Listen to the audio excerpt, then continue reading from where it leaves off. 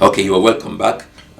Just to remind you, this is Walking in Victory broadcast, and my name is Musa Bako, the senior pastor of Victory Assembly in the city of Sheffield, United Kingdom.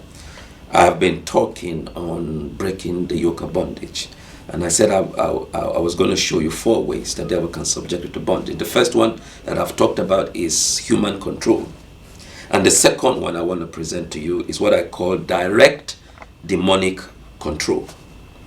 Direct demonic control. Now, it's important that you know that there are millions and millions of demons out there that have been unleashed by Satan. They're out there all around us, sent by Satan. And they have infiltrated our society, our communities, our neighborhoods, seeking to achieve something. Now, I want to show you 5 areas of their assignment. They are seeking to infiltrate every segment of our society, to pollute it. These demon spirits want to just pollute our society with all forms of ungodliness and stuffs like that. Number 2, they are seeking to control our minds so that we can lose our sense of godliness, our sense of morality. Number 3, they are seeking to distort our sense of morality so they can influence our lifestyle, change our lifestyle, so we can start to behave in a way that God is not happy with, in a way that it contradicts the scriptures. 4, they are seeking to afflict our families, and the devil is bombarding families these days, attacking our children, attacking our wives, attacking our husbands. And 5thly, they are seeking to disrupt the plan of God for humanity, for you and I. The devil wants to just spoil everything that God has planned for you.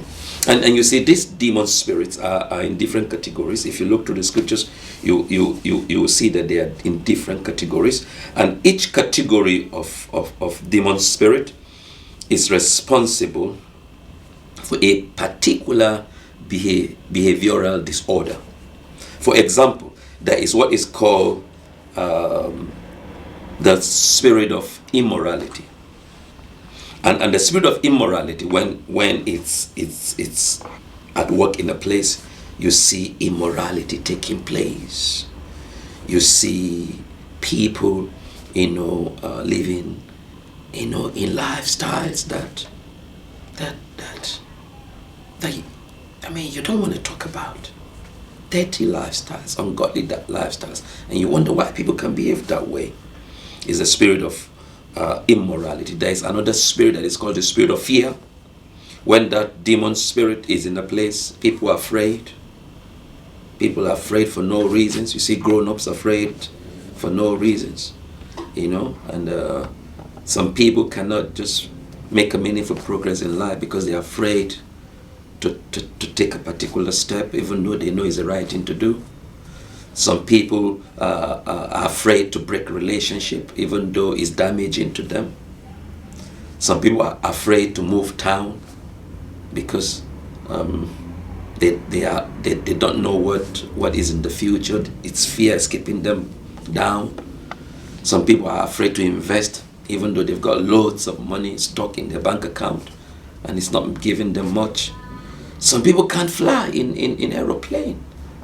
It's fear. Wherever the spirit of fear is working, people are afraid for no reason. And fear comes to stop you from doing what is right, so you don't move forward in life. And there's a spirit responsible for drunkenness, the spirit of drunkenness, the spirit of violence, the spirit of murder, the spirit of suicide.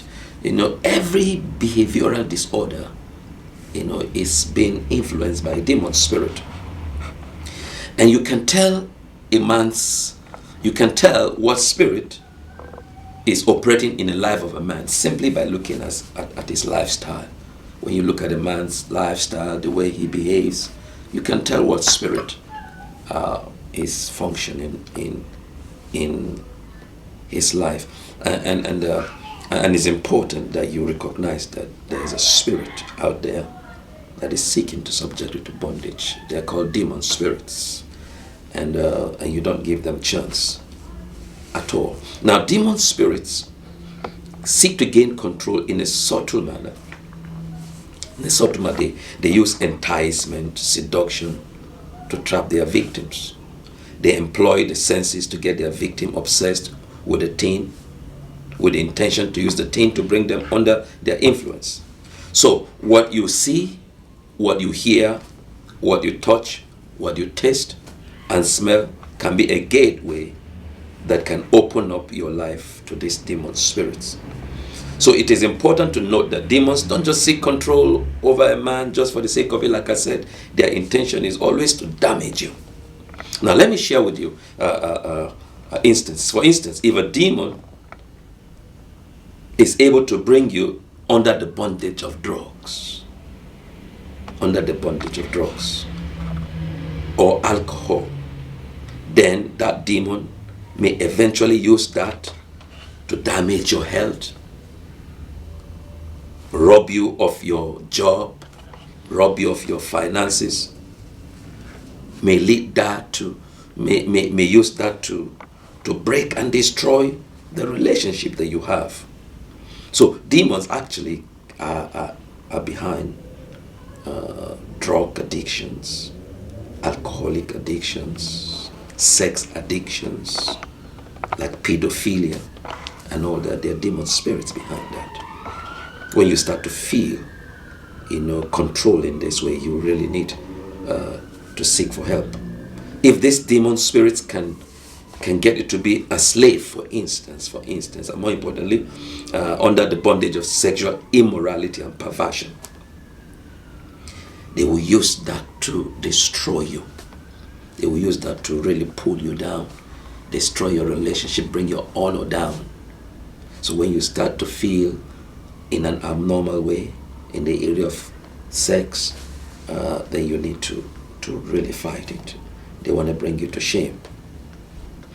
So another way these demon spirits can have access, to a believer is through unforgiveness or bitterness. If a believer is harboring unforgiveness against anybody, then he opens up his life to a demon spirit. And that's why, as a believer, you must never allow bitterness to stay in your heart. When bitterness stays in your heart, you open up your life to a wicked demon, and he comes in and he spoils you. He damages your health. He destroys your relationship. He puts a stumbling block between you and the place that God is seeking to take you to. So never allow unforgiveness, never allow bitterness in your heart. It's very, very important. A lot of relationships have been ruined because the people cannot forgive. Families have broken. Children have murdered parents. Parents have killed children. People have walked away from a particular job that God really blessed them because of unforgiveness. Unforgiveness opens your life to a tormentor. Jesus shared a story of how this rich man forgave his servant so much. But when the servant, left his master's presence, he met this other servant, a co-servant like him, who owed him little, and he held him by the neck and said, "You've got to pay me every dime." And when the master, the rich man, was told, the Bible says that he brought him forth and said, and the Bible says the rich man declared that he's a wicked man and asked for him to be tormented until he pays the last penny. And Jesus says, so will God do to you when you don't forgive your brother as God forgives you.